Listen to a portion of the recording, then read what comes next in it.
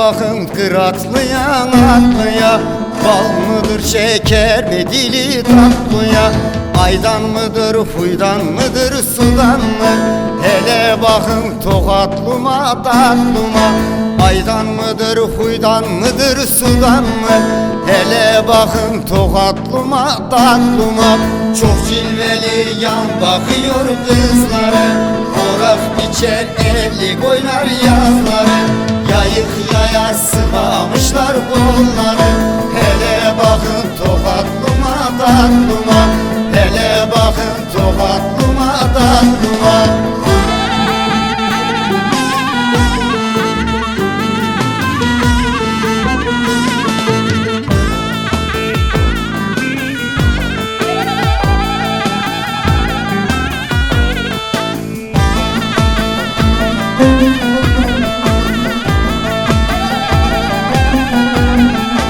Karamuğa benzer kara gözleri, yanağında gamzeleri gülleri, suya gider kınalamış elleri.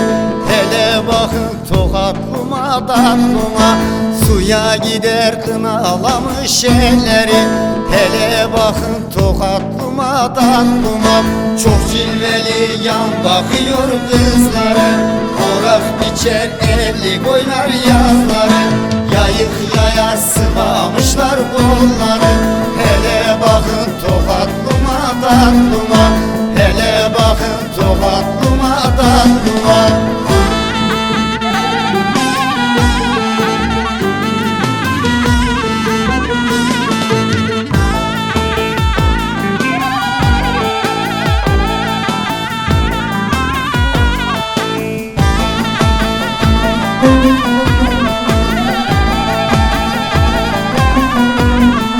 Sürme çekmiş kaşlarını boyamış, 15'inde sineleri uyanmış, o incecik bele kuşak bağlamış.